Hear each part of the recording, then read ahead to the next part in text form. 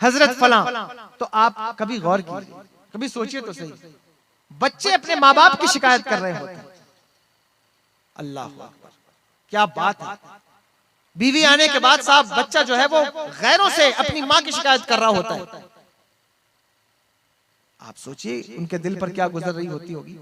खैर, तो जब उन्होंने शिकायत की तो बेसाख्ता आंसू गिरने लगे। और अरब का माहौल था, अक्सर लोग वहां के शायर होते थे, तो गम के मौके पर या खुशी के मौके पर उनके अशार कहना जो है वो उनकी आदत थी और ये उनके खून में था।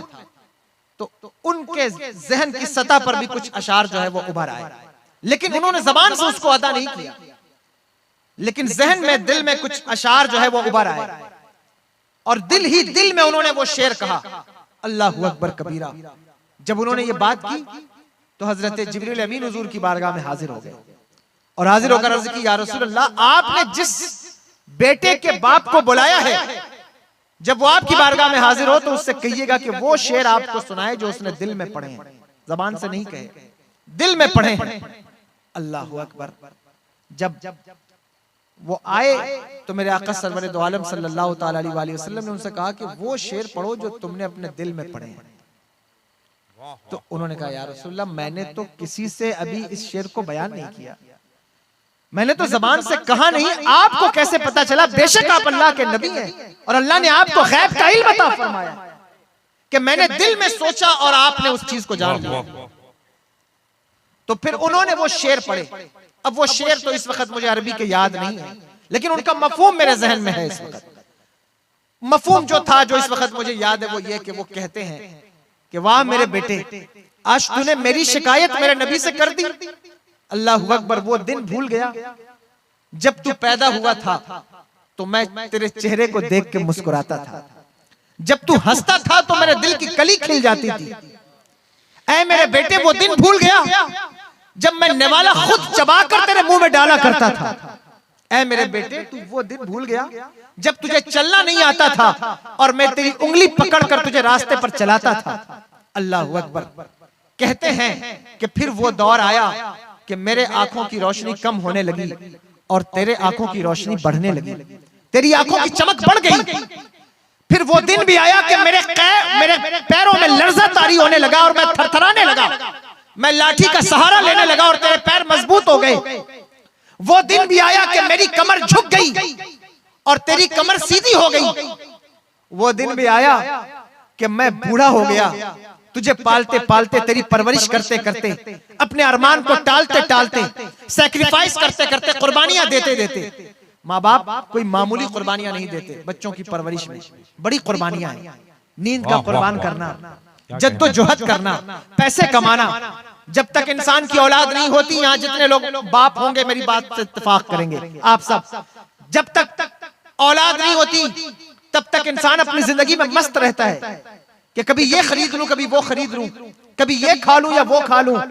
लेकिन जिस दिन किसी के घर में औलाद पैदा हो जाए, फिर उस दिन सामान खरीदते वक्त, बाजार जाते वक्त, किसी चीज को देखते वक्त ख्याल होता है तो एक ही ख्याल होता है कि मेरे बेटे के लिए, मेरी बच्ची के लिए कोई चीज खरीद ली जाए। औलाद के लिए कोई घर लौट रहा हूं तो औलाद के लिए कुछ सामान लेता चलूं ताकि बच्चे उसे देखकर खुश हो जाएं। तुम्हें अंदाजा होगा, अगर तुम जिंदगी में बाप बन चुके हो तो तुम्हें मालूम होगा कि औलाद की मोहब्बत क्या होती है। लेकिन वो औलाद जिसके लिए हजारों कुर्बानियां दी जाएं, सैक्रिफाइस किया जाए, जिसके लिए रातों की नींद कुर्बान कर दी जाए, खून और पसीना बहाकर, अल्लाहु अकबर कबीरा, दिन को दिन नहीं, रात को रात नहीं, बल्कि हद तो ये है कि कितने ऐसे बाप हैं जो अपने बच्चों के लिए इबादतें कज़ा कर रहे हैं। हालांकि ये बहुत गैर मुनासिब बात है। मेरे आका ने फरमाया, मिन शर्रिन नास, दुनिया का बदतरीन इंसान वो है जो दूसरों की दुनिया बनाने के लिए अपनी आखिरत खराब करता है। लेकिन कितने ऐसे बाप हैं जो नमाज नहीं पढ़ते हैं औलाद के लिए, कि साहब नमाज पढ़ने जाऊं या ड्यूटी करूं, रोजा रखूं या कारोबार करूं। हालांकि ये गलत और मजमूम बात है और बिलाशुबा ये बहुत बड़ा गुनाह है, लेकिन वो कर रहे हैं। आप मुझे बताओ, उन माँ बाप को अगर बड़े होकर ठुकरा दिया जाए तो फिर बताइए कि आफत क्या है। अल्लाह अकबर।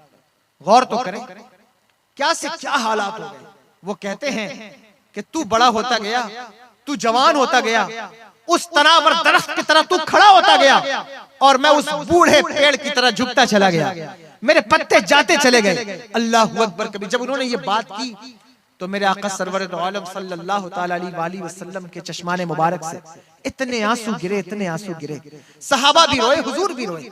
एक अजीब सा समा बन गया। फिर जानते हो मेरे आका ने क्या किया? जब वो अपने अशार सुनाकर फारिग हुए तो हुजूर ने उनके बेटे को पकड़ा और पकड़ कर कहा, सुन, तू और तेरा माल दोनों तेरे बाप के हैं, तू भी तेरे बाप का है, तेरा माल भी तेरे बाप का है। मुझे बताओ, ये बाप का इख्तियार है, लेकिन इसके बावजूद भी हालात ये हैं, कंडीशन ये है, कितने लोग हैं जो अपने बाप की दिलजोई कर रहे हैं, उनका दिल खुश कर रहे हैं। मुझे बताओ, बचपन में माँ बाप बच्चों का दिल खुश करते हैं। जब बच्चा रो रहा होता है, जब वो तड़प रहा होता है, जब वो लेटा होता है, बैठा होता है, तो बिला वजह ही उसे हंसाने की कोशिश की जाती है ताकि वो हंसे, और जब वो हंसता है तो माँ बाप को एक अजीब सी फरहत महसूस होती है। मुझे बताओ तो सही, कितनी मर्तबा तुमने ये कोशिश की है कि तुम्हारे अमल से तुम्हारे बाप मुस्कुराए, तुम्हारे काम से तुम्हारे माँ बाप का दिल खुश हो? कितनी मर्तबा ये कोशिश की? और याद रखो नौजवानों, जब तक ये सरमाया मुयस्सर है, इसकी कदर करो, इसकी अहमियत जानो। बल्कि जब माँ बाप दुनिया से रुखसत हो जाते हैं तो फिर इंसान को उस वक्त इस बात का बहुत कर्ब होता है और बहुत दर्द होता है कि काश मेरे माँ बाप जिंदा होते। जब इंसान उरूज की मंजिलों को छूता है, आगे तरक्की की राहों पर चलता है, तो फिर उसे इस बात का एहसास होता है, काश मेरे माँ बाप होते तो मैं उनकी खिदमत करता। बल्कि ये बात तो मेरे आका सरवर दो आलम सल्लल्लाहु ताला अलैहि वसल्लम ने भी महसूस की। मेरे आका सरवर दो आलम सल्लल्लाहु ताला अलैहि वसल्लम एक दिन अपने हुजरे से बाहर निकले तो सहाबा सफ बांधे, लाइन से कतारें लगाए आगे खड़े हुए। हुजूर की निगाह उठ गई। इतनी इज्जत, इतनी तकरीम, अल्लाहु अकबर, सहाबा भी खड़े हैं और ये तो जमीन वाले हैं। जब हुजूर अपने हुजरे से बाहर निकलते हैं तो मलाइका की सफें भी लग जाती हैं। खुदा की कसम, उनकी रिफत और उनकी बुलंदी का बयान हम में से कौन कर सकता है? बल्कि मेरे इमाम ने तो यूं कहा, फर्श वाले तेरी शौकत का उलू क्या जाने, खुसरवा अर्श पे उड़ता है फरेरा तेरा। जब हुजूर निकले तो सहाबा हाथ बांधे सब बस्ता खड़े हैं। जब हुजूर ने देखा तो हुजूर की निगाहें पीछे लौट गई, उस दौर के अंदर जिस दौर के अंदर हुजूर की उम्र 6 साल की है और मेरे आका सरवर दो आलम सल्लल्लाहु ताला अलैहि वसल्लम मकाम अबवा में जो है वो अपनी वालिदा को रुखसत कर रहे हैं। वालिदा के साथ अपने वालिद गिरामी के कब्र मुबारक पर हाजिरी की, जो है वो हाजिरी के लिए तशरीफ ले गए थे। वापसी में हुजूर के वालिदा की तबीयत खराब हुई और जो है वो हजरत उम्मे ऐमन है और मेरे आका सरवर दो आलम सल्लल्लाहु ताला अलैहि वसल्लम की जाते मुक़द्दसा है, 6 साल की उम्र है। हुजूर की वालिदा तशरीफ ले जाने लगी। हुजूर की माँ ने मेरे आका को करीब बुलाया और करीब बुलाकर नसीहत की। तवज्जो है, सुन रहे हैं मेरी बात? क्योंकि बात आ गई ज़िमनन तो मैंने कहा कि पोस्टर भी आपका वही कुछ बात हो जाए और मेरी भी खुश नसीबी होगी कि मैं कुछ बात वालिदैन के हवाले से अर्ज कर दूं। अब देखें, वो बुलाकर हुजूर को, हुजूर की वालिदा इरशाद फरमाती हैं, 3 जुमले फरमाए। जितनी माएँ बैठी हैं उनकी भी तवज्जो। 3 जुमले इरशाद कहती हैं, बेटा मोहम्मद सल्लल्लाहु ताला अलैहि वसल्लम, फरमाया हर नई चीज को पुराना हो जाता है, जो भी नई चीज है वो पुरानी हो जाएगी। हर उरूज को जवाल है, हर कामयाबी के बाद फिर जवाल हो जाता है। उरूज वाली चीजें कितनी भी उरूज हासिल करें तो उसको जवाल है। लेकिन फरमाती हैं कि मैं इस उम्मीद के साथ दुनिया से जा रही हूं कि मेरा नाम नहीं मिटेगा। तवज्जो, हुजूर की वालिदा कहती हैं मेरा नाम नहीं मिटेगा इसलिए कि मैं अपने बाद तेरे जैसा बेटा छोड़कर जा रही हूं। अल्लाहु अकबर कबीरा। गोया हुजूर की वालिदा को पता है। अब हुजूर की निगाह वहां लौट गई और हुजूर की आंखों से चश्माने मुबारक से आंसू के कतरात जारी हो गए। रोने लगे हुजूर। वो दौर याद आ गया, हजरत अब्दुल मुत्तलिब का रुखसत होना, बचपन का दौर याद आ गया। अल्लाहु अकबर, 8 साल की उम्र में दादा का विसाल वो याद आ गया। फिर जनाब अबू तालिब की किफालत याद आ गई। फिर मक्के का वो दौर याद आ गया। ताइफ के बाजार याद आ गए कि जब लोग पत्थर मार रहे थे। वो दिन याद आ गया जब लोग गर्दन में कपड़े डालकर ताव दे रहे थे। वो दिन याद आ गया। कोई मामूली मजालिम तो नहीं थे मेरे आका के साथ। कितनी तकलीफें, कितनी मुसीबतें, कितनी परेशानियां। घर से बाहर निकलते हैं तो गाली देने वाले रास्ते में इंतजार कर रहे होते हैं। अल्लाहु अकबर कबीरा। हुजूर गलियों से गुजरते हैं तो कांटा बिछाने वाले कूड़े लेकर खड़े होते हैं। वो दौर याद आया, वो याद आया। फिर जो है वो अल्लाहु अकबर, ये हुजूर को ये याद आ रहा है, ये चीजें याद आने लगी और हुजूर इसका जिक्र भी फरमा रहे। अल्लाहु अकबर। लेकिन अब दौर बदल गया। अब दौर बदल गया। अब वो दौर नहीं रह गया कि जिसका जी चाहे वो कोई बात कर दे। अब दौर ये है कि अल्लाह ने इस्लाम को गलबा अता फरमा दिया है। हुजूर की अजमत का जाहिरी का इजहार इस तरह से हो रहा है कि अब किसी को हुजूर की बारगाह में आना हो तो घर जाए, गेहूं ले, सदका करे, खैरात करे, फिर हुजूर की बारगाह में हाजिर हो। अल्लाह अकबर। ये प्रोटोकॉल है मेरे मुस्तफ़ा जाने रहमत की बारगाह का सल्लल्लाहु ताला अलैहि वसल्लम। हुजूर को वो दौर याद आया, आंखें अश्कबार हो गई, तो हुजूर ने एक जुमला फरमाया, कहते हैं काश के मेरे वालिदैन जिंदा होते, या उनमें से कोई एक जिंदा होता, या मेरी माँ जिंदा होती। काश के मेरी माँ जिंदा होती। क्यों? क्योंकि वो देखती कि वो उनका बेटा जिसको अरब वालों ने अल्लाहु अकबर मक्के से निकाल कर जिसका बाइकाट कर दिया था, अल्लाहु अकबर, जिसके रास्तों में कांटे बिछाए गए, जिसको पत्थर मारे गए, जिसकी नालैन को खून से भर दिया गया, आज मेरी माँ जिंदा होती तो देखती कि मेरे लिए सहाबा की कतारें लगी हुई हैं। अल्लाह ने मुझे क्या मनसब दिया है, अल्लाह ने मुझे क्या मकाम अता फरमाया है, अल्लाह ने मुझे क्या रिफत और बुलंदी अता फरमाई है। हुजूर इरशाद फरमाते हैं और फिर आगे बढ़कर जुमला फरमाते हैं कि मेरी माँ मौजूद होती और मैं मस्जिद में नमाज इशा पढ़ा रहा होता। ये खास बात है नौजवानों। हुजूर फरमाते मैं अना उसल्ली फी सलातिल इशा व अना अक़रउ फीहा बिफातिहातिल किताब, और मैं इशा की नमाज में सूरह फातिहा की तिलावत कर रहा होता और मेरी माँ जो है वो दरवाजे पर आती और दरवाजे पर आकर मुझे आवाज लगाती, बेटा मोहम्मद सल्लल्लाहु अलैहि वसल्लम।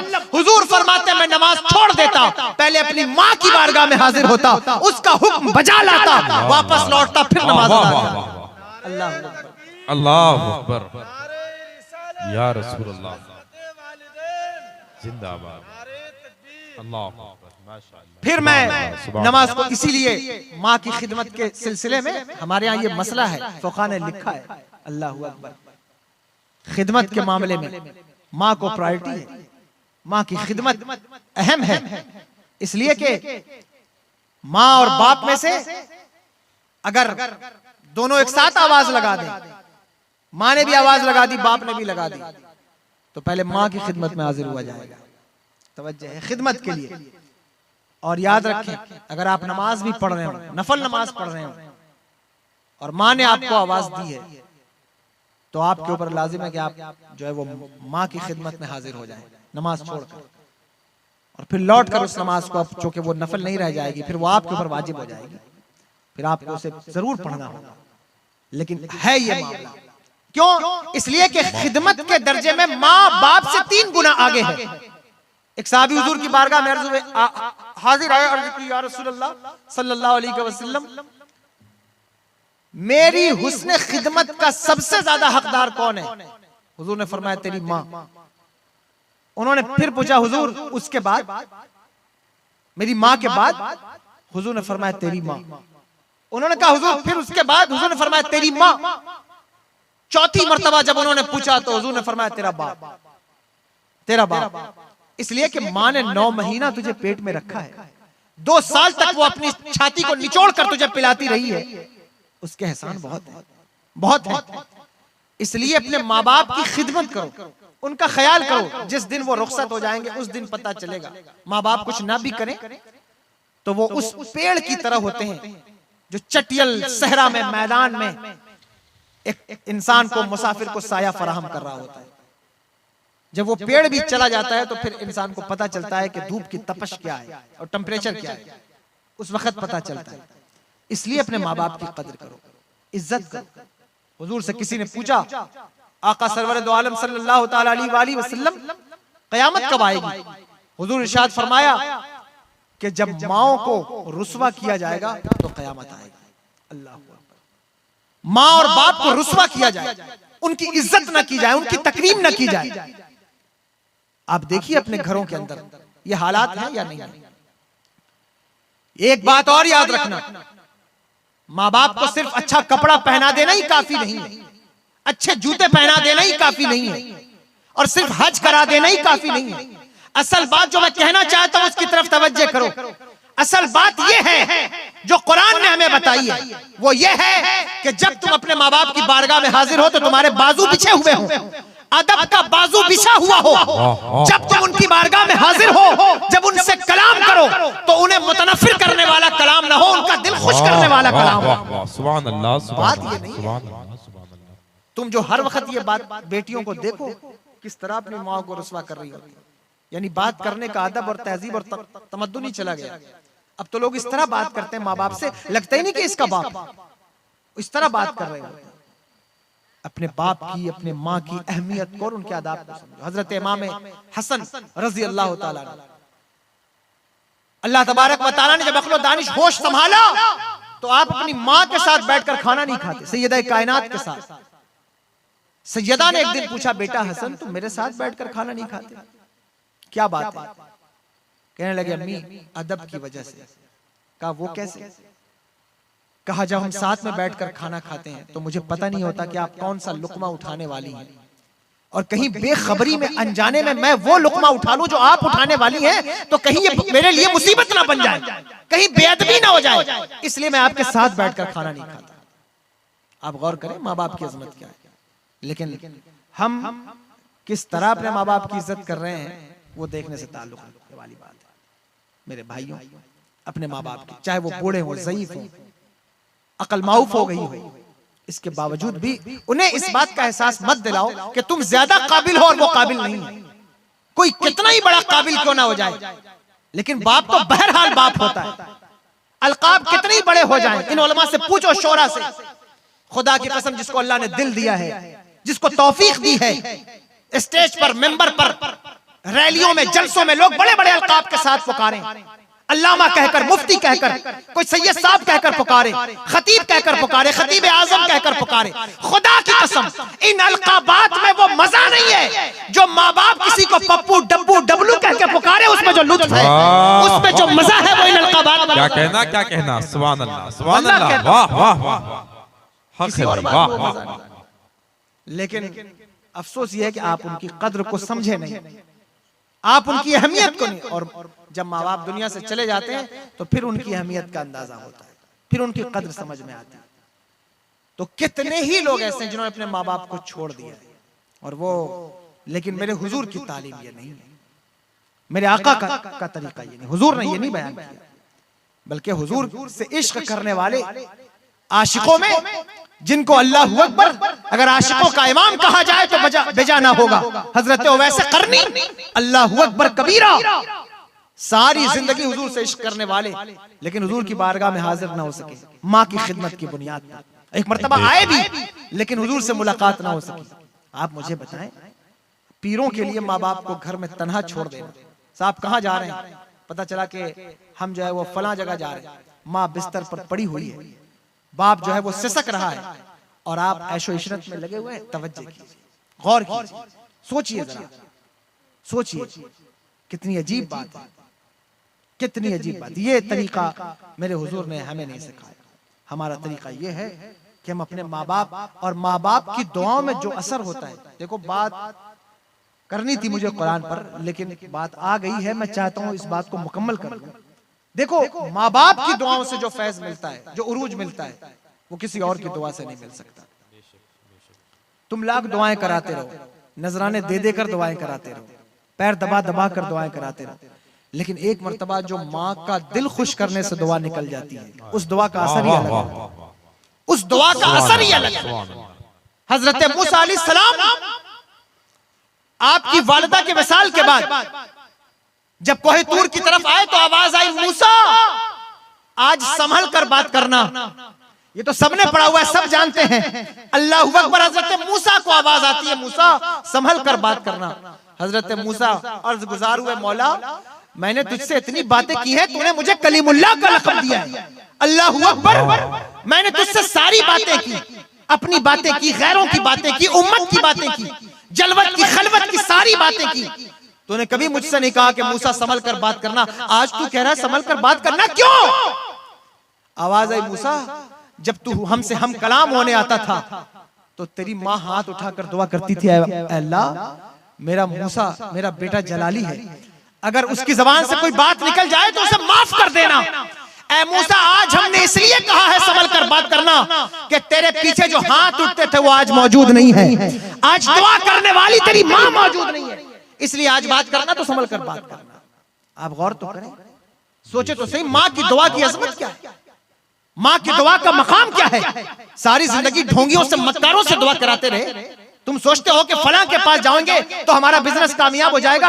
आज मैं तुम्हें वजीफा दे रहा हूं मेरे दोस्तों, ये वजीफा मेरा नहीं, खुदा की कसम ये वजीफा कुरान ने दिया है, ये वजीफा मुस्तफा जाने रहमत ने दिया है। अगर कोई कामयाबी का मीनारा छूना चाहता है तो अपने माँ बाप का दिल खुश कर दे। अगर माँ बाप दुआ कर दे तो दुनिया की कामयाबी तो बहुत छोटी चीज है। माँ दुआ कर दे तो अल्लाह जन्नत में नबी का पड़ोसी बना दे। सुभान अल्लाह, माँ दुआ करे। सुभान अल्लाह अकबर या रसूल अल्लाह जिंदाबाद। जब हजरत मूसा अलैहिस्सलाम ने अल्लाह से पूछा था मेरे मालिक जन्नत में मेरा पड़ोसी कौन है, तो अल्लाह ने क्या कहा कि फला शहर का कसाई तेरा पड़ोसी है, कसाई गोश्त काटने वाला। हजरत मूसा अलैहिस्सलाम ने सोचा कि मैं नबी हूं, मेरा पड़ोसी कसाई, आखिर कसाई में ऐसी क्या खास बात है? तो कहने लगे मालिक मैं उस कसाई से मिलना चाहता हूं। हजरत मूसा अलैहिस्सलाम ने सफर किया, उसके शहर में पहुंचे। वो नहीं जानता था ये मूसा है, अल्लाह के नबी हैं। जब पहुंचे तो देखा कि वो गोश्त काट रहा है। आपने सोचा कोई खास इबादत करता होगा जिसकी वजह से अल्लाह ने इसे मेरा पड़ोस अता फरमाया। जन्नत में नबियों का पड़ोस मिलना ये कोई मामूली बात तो नहीं। अल्लाहू अकबर। उसके पास गए, कहा मैं तेरा मेहमान बनना चाहता हूं। उसने कहा ठीक है बैठ जाएं, जब शाम को हम घर चलेंगे तो फिर हम आपकी मेहमान नवाजी करेंगे। शाम हुई, उसने अपना कारोबार समेटा और घर आया। घर आकर उसने हाथ मुंह धुले, खाना बनाया और खाना पकाकर हजरत मूसा अलैहिस्सलाम के सामने लगाया कि आप हमारे मेहमान हैं, खाना तनाउल फरमाएं। हजरत मूसा कहते तू भी आजा और मेरे साथ खा ले। वो कहता नहीं मैं अभी नहीं खा सकता। उसने एक प्लेट में खाना लिया और एक अंदर कोठरी में दाखिल हो गया। हजरत मूसा अलैहिस्सलाम भी उसके पीछे पीछे देखने उसको गए तो उन्होंने देखा कि वो अपने मुंह में निवाला डालकर चबाता है और फिर उसे निकाल कर एक बूढ़ी औरत के मुंह में डालता है। और जब उस औरत ने वो निवाला खा लिया तो उसने उसका पानी से मुंह साफ किया, उठकर बाहर आने लगा तो वो औरत कुछ बोली, कुछ बड़बड़ाई, लेकिन दांत न होने की वजह से अल्लाह के नबी हजरत मूसा अलैहिस्सलाम को उसकी बात समझ में ना आई कि उसने क्या बात कही है। जब वो पलटा तो हजरत मूसा अलैहिस्सलाम ने उससे पूछा ये कौन है? कहने लगा ये मेरी माँ है, ये मेरी माँ है तो मैं खाना तभी खाता हूं जब इसको खाना खिला लेता हूं। कहा अच्छा वो तो ठीक है, लेकिन ये बता कि अभी खाना खिलाने के बाद इसने जो जबान हिलाई है क्या बात कही है? कसाई मुस्कुराने लगा और कहा हजरत कोई बात नहीं आप खाना खाएं। कहा नहीं बता तो सही किसने कहा क्या है? कहा अरे मेरी माँ है। अब माओ की आदत तो आप जानते हैं, जो दिल में आता है दुआ करती रहती है। तो ये दुआ करती रहती है अल्लाह से कि अल्लाह मेरे बेटे को जन्नत में मूसा का पड़ोसी बना दे, अल्लाह के नबी का पड़ोसी बना दे। आप बताइए कहां हजरत मूसा अलैहिस्सलाम और कहां मुझ जैसा कसाई, भला मैं उनका पड़ोसी बन सकता हूं? हजरत मूसा जैसे जलाली पैगंबर की आंखों से अश्क के कतरात जारी हो गए और उसको पकड़ कर कहा मेरे भाई तुझे पता नहीं है तेरी माँ की दुआ ने तुझे वाकई मुझे जन्नत में मेरा पड़ोसी बना दिया है, मेरे साथ तुझे जन्नत में रखने का इरादा कर लिया है। नारे तकबीर, नारे रिसालत, अज़मते वालिदैन कॉन्फ्रेंस, मसलके आला हजरत फैज़ाने सरकार ताजुश शरिया, नारे तकबीर, नारे रिसालत, माशाअल्लाह सुभान अल्लाह। पड़ोसी बना दिया है। अल्लाह अल्लाह। आप गौर तो करें, ये माँ बाप की दुआओं का नतीजा। हजरत इमाम अबुल कासिम अल कुशैरी, पूछिए कितना बड़ा नाम है उलमा से। अल्लाहु अकबर। तसव्वुफ के अंदर इमाम अबुल कासिम अल कुशैरी का नाम, रिसाला कुशैरिया। बड़े बड़े सूफिया, बड़े बड़े औलिया को जब तसव्वुफ का सबक पढ़ाया जाता है तो सबसे पहले ये रिसाला पढ़ाया जाता है, इस रिसाले को पढ़ाया जाता है। अल्लाहु अकबर। इतना बड़ा रिसाला जिसको मेरे ख्वाजा पढ़ते हुए आए, जिसको दाता गंज बख्श अली हिजवेरी पढ़ते हुए आए, जो उनकी जिंदगी का मामूल था, वो रिसाला जिसको हजरत अबू मदियन मगरबी ने पढ़ा, वो रिसाला।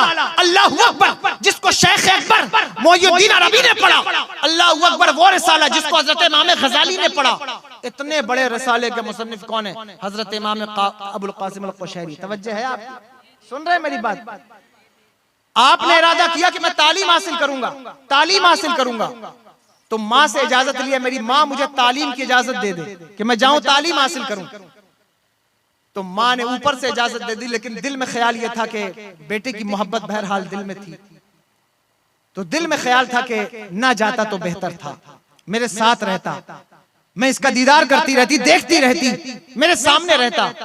लेकिन इल्म का हासिल करना भी बहुत अहम काम है, इल्म भी बहुत जरूरी चीज है। अब इल्म हासिल न किया जाए और हर माँ ये सोच ले कि मेरा बेटा मेरे साथ ही रहे, तो फिर किस तरह हुसूल इल्म के लिए जो है वो कारवां आगे बढ़ेगा। इसलिए मेरी जो बहनें बैठी हैं, माएँ बैठी हैं, मैं इनसे भी कहता हूं, बच्चों की मोहब्बत अपनी जगह है, लेकिन इल्म हासिल करने के लिए अगर तुम्हारे बच्चे जाना चाहते हैं तो उनको इजाजत दी जाए।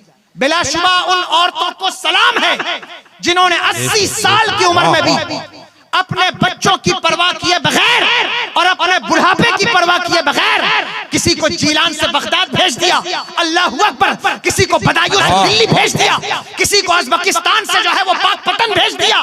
सलाम है उन औरतों के ऊपर, और उन औरतों को भी झुककर सलाम पेश करता हूं जिन्होंने अपने बच्चों को मोहब्बत में रोक तो लिया, लेकिन अल्लाह तबारक व तआला ने उनकी मोहब्बत का बदला उनके बच्चों को यूं अता फरमाया कि किसी को अबुल कासिम बना दिया, क्या कहना, किसी को वक्त का इमाम बना दिया। सुभान अल्लाह, खुदा की कसम, वाह वाह। हजरत इमाम अबुल कासिम अल कुशैरी कहते हैं, माँ मुझे इजाजत दे मैं तालीम हासिल करने जाऊं। माँ मना न कर सकी, लेकिन दिल में इरादा था कि ना जाता तो बेहतर था। इजाजत दे दी। जब हजरत इमाम अबुल कासिम अल कुशैरी घर से निकले अपने दोस्तों के साथ इल्म हासिल करने, तो माँ ने हाथ उठा दिए और दुआ की, ऐ मेरे मालिक, मेरा बेटा निकल तो गया है, लेकिन कोई ऐसी सूरत बना दे कि वो वापस आ जाए, कोई ऐसा मसला पैदा कर दे कि वो वापस आ जाए, मुझसे बिछड़े ना, मुझसे जुदा ना हो। देखो मोहब्बत कितनी होती है माँ बाप की। जब आपने ये दुआ की, हज़रत इमाम अबुल कासिम अल कुशैरी आगे निकले तो रास्ते में उन्हें हाजत मौजूद हुई, महसूस हुई, किसी वजह से कपड़ा जो है वो खराब हो गया। तो आपने सोचा क्यों ना घर करीब है, घर जाकर कपड़ा बदल कर गुस्ल करके वापस फिर सफर शुरू करूं। तो वापस लौटे, और जब वापस लौटे तो देखा कि माँ मुसल्ले पर बैठी हुई यही दुआ मांग रही है, क्या मेरे मालिक मेरे बेटे को वापस भेज दे, ऐ मेरे मौला मेरे बेटे को वापस भेज दे। जब आपने ये सुना तो आंखों से अश्क जारी हो गए, माँ के कदमों में गिर गए और कहने लगे, माँ अब रोने की जरूरत नहीं है, मैं आ गया हूँ, मैं वापस लौट आया हूँ, मैं लौट आया हूँ, मैं कहीं नहीं जाने वाला, कहीं इल्म हासिल करने नहीं जाऊंगा। अल्लाह अकबर। जब माँ ने सुना तो कलेजा मुंह को आने लगा, कहने लगी, बेटा मैं तो यूं ही दुआ कर रही थी, मुझसे रहा नहीं गया तो मैं दुआ करने लगी, लेकिन तू जा, अगर तू इल्म हासिल नहीं करेगा तो लोग तुझे अनपढ़ कहेंगे, तू तो इतना ज़हीन है, तेरी तो तवज्जो इल्म की तरफ है, जा जा इल्म हासिल कर, वरना लोग तुझे ताना देंगे। अल्लाह अकबर। बेटे की वफा देखो। हजरत इमाम अबुल कासिम अल कुशैरी कहते हैं, माँ ज्यादा से ज्यादा यही होगा कि लोग मुझे अनपढ़ कहेंगे, मुझे लोगों का अनपढ़ कहना तो गवारा है, लेकिन तेरा दिल दुखाकर तेरे शहर को छोड़ के जाना गवारा नहीं है, इसलिए मेरी माँ मैं कोई इल्म हासिल करने नहीं जाता। आप मुझे बताएं। जब आपने इतना कहा तो आपकी वालिदा ने हाथ उठा दिया और हाथ उठाकर कहा, मेरे मालिक मेरा बेटा अपनी माँ की मोहब्बत में इल्म के रास्ते को छोड़कर लौट आया है, ऐ मेरे मौला मेरे बेटे को ऐसा इल्म अता फरमा कि क़यामत तक मेरे बेटे के इल्म की जरूरत दुनिया को महसूस होती रहे, ऐसा इल्म अता फरमा, ऐसा इल्म अता फरमा। फिर पता है आपको, अल्लाह तबारक व तआला ने हजरत खिज़र अलैहिस्सलाम की ड्यूटी लगाई। 3 साल तक हजरत खिज़र हजरत इमाम अबुल कासिम अल कुशैरी को पढ़ाते हैं, और इतना मजबूत पढ़ाया, इतना मजबूत पढ़ाया, ये कोई किस्सा कहानी बयान नहीं कर रहा हूं। अंधेरे का फायदा उठाकर जो लोग जा रहे हैं उनको भी मुबारकबाद पेश करता हूं। चलो कम से कम अगर तुमने रोशनी का फायदा नहीं उठाया तो अंधेरे का तो उठाया। होना तो ये था कि रोशनी का फायदा उठाते, लेकिन अंधेरों से फायदा उठाना ये मुसलमानों का तरीका नहीं है। अंधेरों से कोई और फायदा उठाता होगा, मैं तो ये कहता हूं अंधेरा फायदा नहीं, अंधेरे फायदा ही नहीं देते। तुम रोशनी में जीने की वाली कौम हो, और इतनी बड़ी रोशनी तुम्हें मिली है, 2 रोशनियां जिसके बारे में मैंने आयत पढ़ी है, कद जाकुम मिनल्लाहि नूरुम व किताबुम मुबीन। तो हम तो रोशनी से फायदा उठाने वाले लोग हैं, अंधेरे से फायदा उठाने वाले। खैर, तो अर्ज ये कर रहा था कि देखो हजरत इमाम अबुल कासिम अल कुशैरी को हजरत इमाम खिज़र ने पढ़ाया, 3 साल तक पढ़ाया, और इतना मजबूत पढ़ाया, इतना मजबूत पढ़ाया कि अल्लाह अकबर, आपने 700 से ज्यादा किताबें लिखी। बास कहते हैं आपने 1000 किताबें लिखी, और फिर आपने रिसाला कुशैरिया लिखा, वो रिसाला जिसकी मकबूलियत का आलम यह है कि तसव्वुफ का सफर शुरू करते हुए हर किसी का मामूल रिसाला कुशैरिया होता है। अल्लाह अकबर कबीरा, वो रिसाला लिख दिया। और आपको पता है, जब आपने 1000 किताबें लिखी, लिखने के बाद अपने मुरीद से कहा, मेरे मुरीद इन 1000 किताबों को मैंने इस संदूक में जमा कर दिया है, ये संदूक ले जा और इसे दरिया में डाल दे, इसे दरिया में डाल दे। अल्लाहू अकबर। आपके मुरीद उस संदूक को लेकर दरिया के किनारे आए तो सोचने लगे, कोई कंप्यूटर से लिखी हुई किताबें तो नहीं थी, हाथ से लिखी हुई, मेहनत से लिखी हुई किताबें। कहते हैं अगर आज मैंने इसको दरिया में डाल दिया तो उम्मत का इतना बड़ा सरमाया बर्बाद हो जाएगा, उम्मत का इतना बड़ा सरमाया गर्क हो जाएगा, तो इसको क्यों दरिया में डाला जाए। उठाकर उन्होंने अपने घर रख लिया। वापस लौटे तो इमाम ने पूछा कि तूने उस संदूक को दरिया में डाल दिया? कहा जी हुजूर।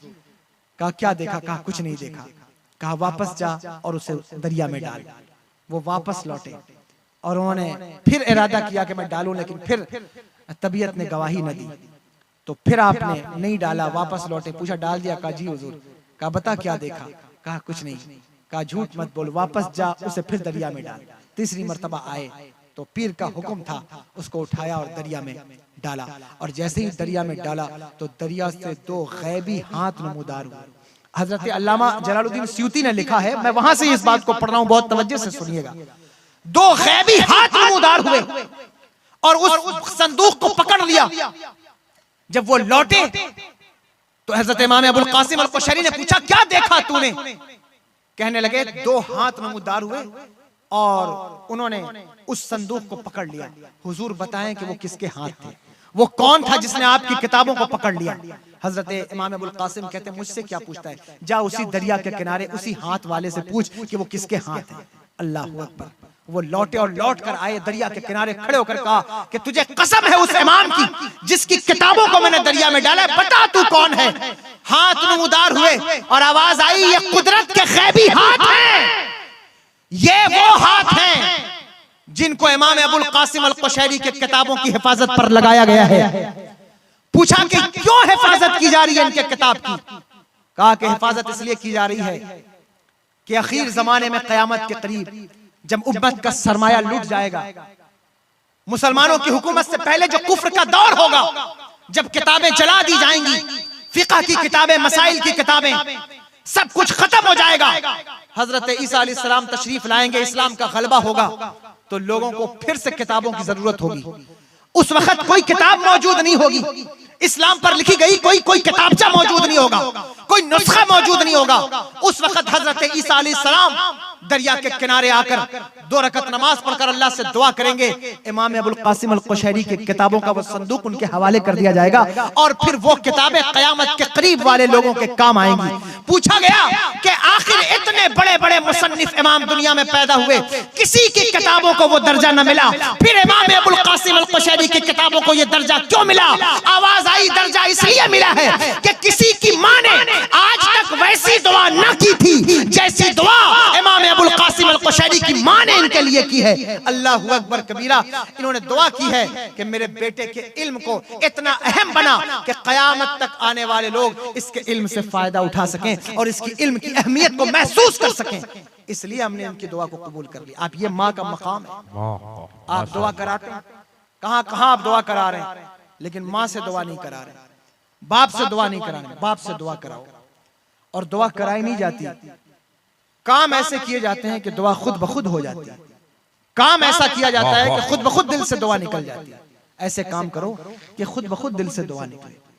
माँ बाप की इस तरह खिदमत करो, वो धक्के खाने के लिए उन्हें बाजारों में ना छोड़ दो, लोगों की के ताने सुनने के लिए उन्हें बाजारों में ना छोड़ दो। अगर उनका दिल किसी बात से दुखता है तो उसको समझो। बहरहाल उस आर्टिकल की बात मैं कर रहा था, याद है आपको? मैं कहां से चला था? मस्जिद के बाहर वो औरत, उस नौजवान ने उसे पकड़ा और पकड़कर कहा कि बूढ़ी माँ, तेरा शौहर नहीं है क्या? बेटा भी नहीं? कहा है, लेकिन बाहर गया है कमाने, बाहर कमा रहा है। कहा पैसे नहीं भेजता? कहने लगी साल भर हो गए, पैसे कोई नहीं आए। कहा पैसे नहीं भेजता? कहा वो कुछ रंगीन कागज भेजता है, उसको मैंने बहुत संभाल कर चूम कर उसकी मोहब्बत में अपने दीवारों से लगा रखा है। तो वो नौजवान उसके घर तक उस बूढ़ी औरत के साथ गया। जब उसके घर पहुंचा तो उसने देखा कि 50-50 हजार रुपए के चेक उसकी दीवार पर चस्पा थे। साल भर से वो पैसे भेज रहा था, 50-50 हजार रुपए का चेक मौजूद है। जब उसने कहा कि बूढ़ी माँ ये पैसे ही हैं जो चेक की सूरत में मौजूद हैं। उसने कहा ये कैसे पैसे हो सकते हैं? तो वो उन चेक को लेकर बैंक गया, बैंक से सारे पैसे निकालकर साल भर का हर महीने का 50,000 जोड़ो तो कितना पैसा, वो लेकर के उसके पास आया और कहा ये बूढ़ी माँ इतने पैसे तेरे बेटे ने हर महीने भेजे हैं। अल्लाह अकबर। जब उसने देखा तो वो रोने लगी, कहती है मुझे पता था कि मेरा बेटा मेरा बेवफा तो नहीं हो सकता, लेकिन तालीम ना होने की बुनियाद पर, इल्म ना होने की बुनियाद पर मैं समझ ना सकी कि ये चेक जो है वो असल में पैसा है। जब ये बात मैंने पढ़ी तो मैं हैरान रह गया। अल्लाह अकबर कबीरा। आर्टिकल लिखने वाले ने तो ये लिखा था कि इल्म कितना जरूरी है, लेकिन उसके आर्टिकल को पढ़ने के बाद मेरे जहन की सतह पर एक बात उभरी, खुदा की कसम जो लोग कुरान को न समझ सके हैं, कुरान जैसी मुअज़्ज़ज़ किताब उनके हाथ में है, इसके बावजूद भी अगर पूरी दुनिया में तुम भीख मांग रहे हो, पूरी दुनिया में तुम धक्के खा रहे हो, पूरी दुनिया के अंदर अगर तुम जलील हो रहे हो, तो उसका मतलब यही है कि कुरान जैसे खजाने को हाथ में लेकर भीख मांगने वाली कौम, असल बात यह है कि तूने इल्म की तरफ पेशकदमी नहीं की है। जिस दिन तेरा चेहरा कुरान की तरफ हो जाएगा, फिर तू भीख मांगने वालों में नहीं, भीख देने वालों में शुमार किया जाएगा। फिर तेरे हाथ यूं नहीं फैलेंगे, बल्कि तू तो अता करने वालों में शुमार। सुभान अल्लाह, सुभान अल्लाह, माशाअल्लाह, या रसूल अल्लाह, बहुत अच्छा। वाह, कुरान पढ़ोगे तो पता चलेगा, माशाअल्लाह, कुरान पढ़ोगे तो पता चलेगा।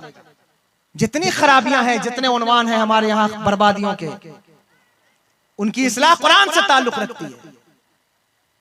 पढ़िए आप, दुनिया में बहुत सारी किताबें, लेकिन आप मुकम्मल निजाम हयात अल्लाह ने कुरान में दे दिया है।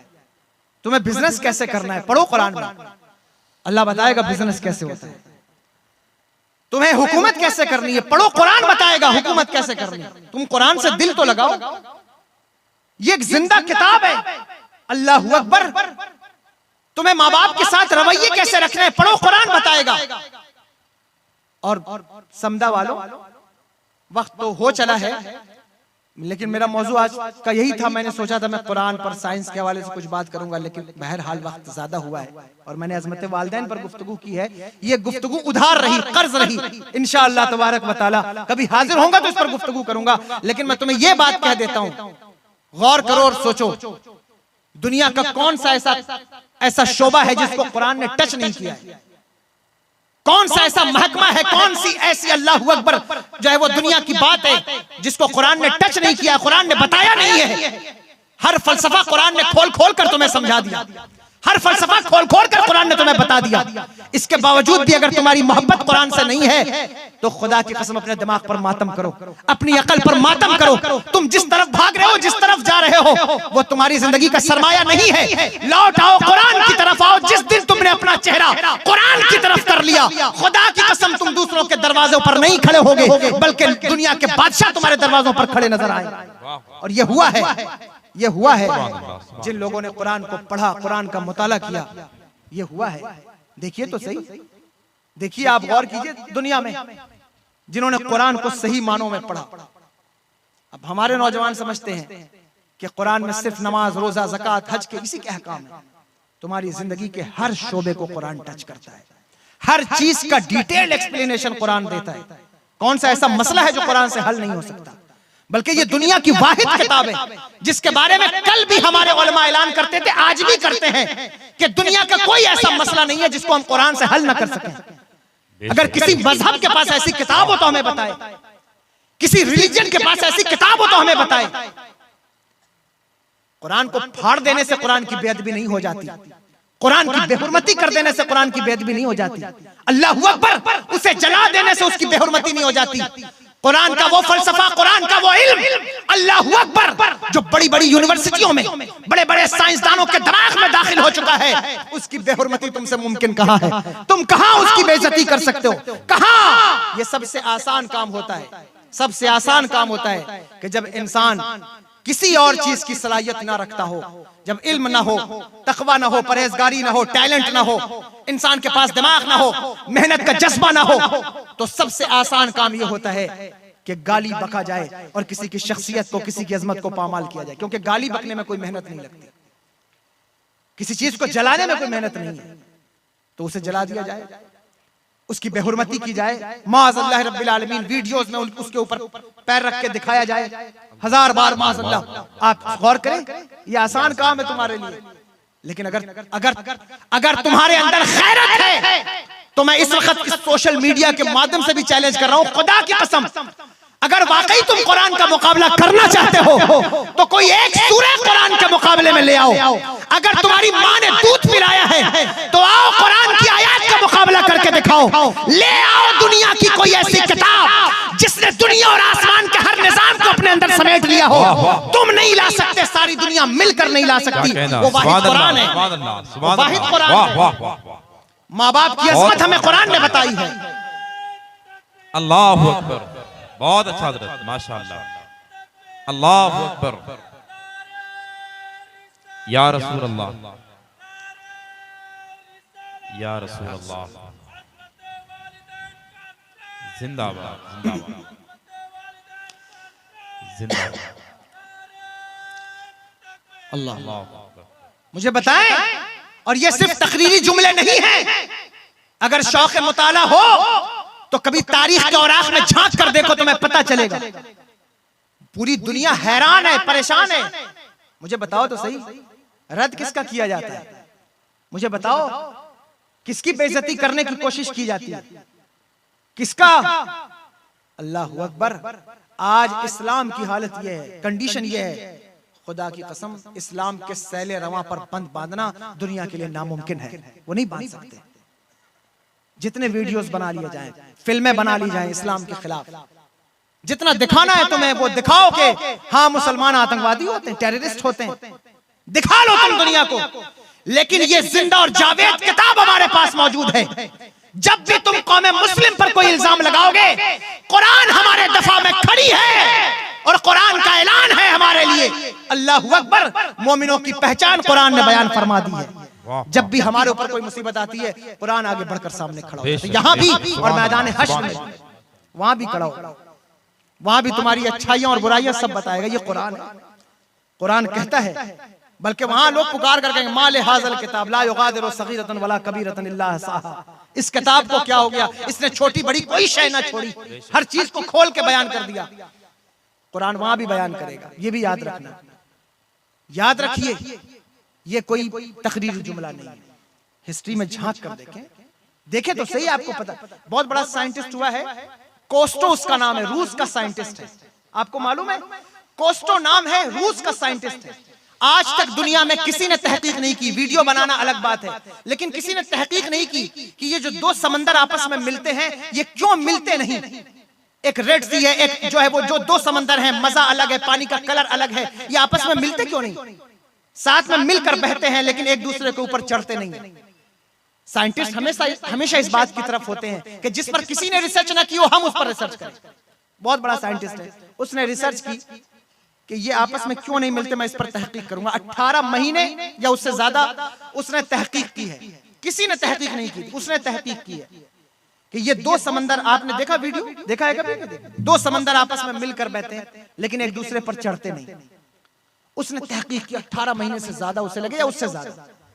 तहकीक करके तो उसने एक किताब लिखी, उस किताब का नाम है अनसीन वॉल, गैर मरई दीवार, ना दिखने वाली दीवार। उस किताब का नाम है जो उसने लिखी।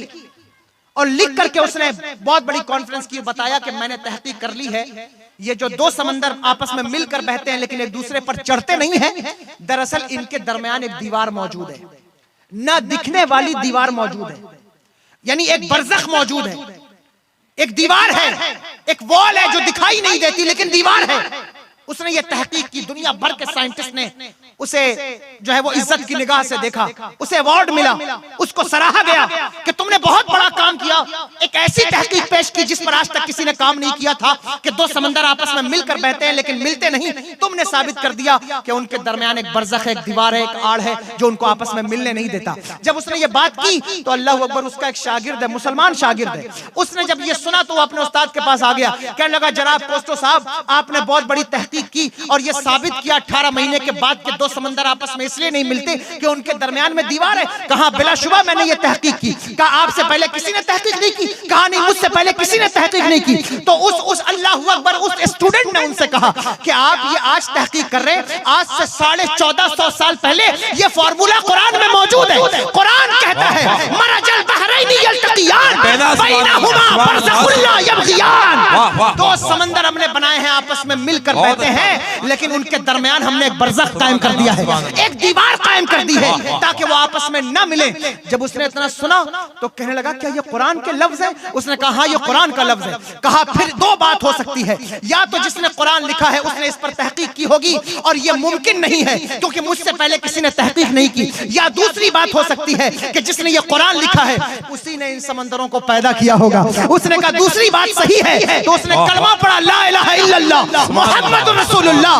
आप मुझे बताएं इस्लाम के सैले रवा पर बंद कैसे बांधा जाएगा? कुरान हाथ में लेकर भीख मांगने वालों में तुमसे मुखातिब हूं, अगर मेरी बात बुरी लगे तो बुरी लगनी चाहिए। कुरान जैसी अनमोल किताब जिस कौम के हाथ में हो वो भीख क्यों मांगेगी? बात सिर्फ इतनी है कि तुमने कुरान की तरफ तवज्जो नहीं की, कुरान को पढ़ा नहीं है, कुरान पर गौर नहीं किया है।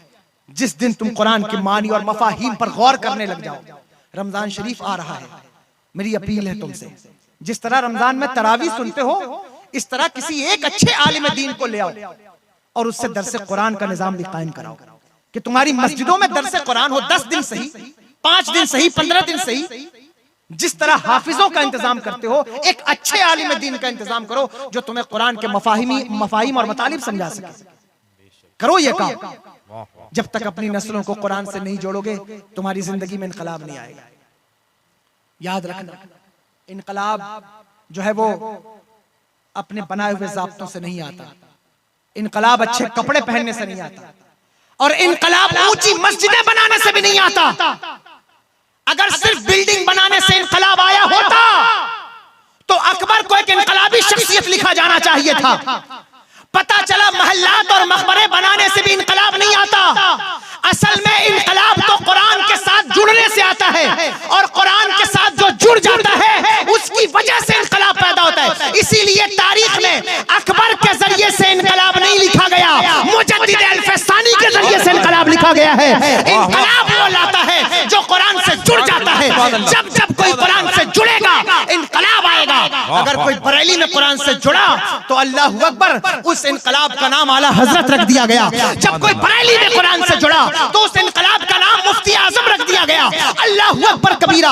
हिस्ट्री में ढूंढते चले जाओ, जब जब कोई कुरान के करीब हो जाएगा तो उसकी वजह से इनकलाब आएगा। कुरान से करीब हो जाओ, कुरान से जुड़ जाओ।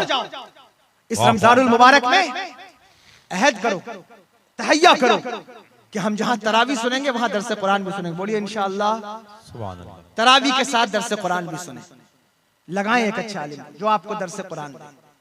कुरान पढ़ते, मेरी बहनें पढ़ती यहाँ बैठी, मैं उनसे कहता हूँ मेरी बहनों, कुरान पढ़ते हुए कंपटीशन रेस मत करो कि कौन कितने पारे पढ़ लेगा। मैं तुमसे कहता हूँ सोशल मीडिया के ऊपर, यूट्यूब के ऊपर अच्छे अच्छे आलिम दीन अहले सुन्नत वल जमात के, उनके दरसे कुरान रमजान शरीफ में चलते हैं। बहुत तवज्जो से बैठकर खुद भी सुनो, अपने बच्चों को भी सुनाओ, और जब तुम्हें वक्त मिले तो फिर कुरान की तिलावत से मैं रोकता नहीं हूँ, बिलाशुबा तिलावत करो, तिलावत का अलग हज़ है, उसका एक अलग मजा है।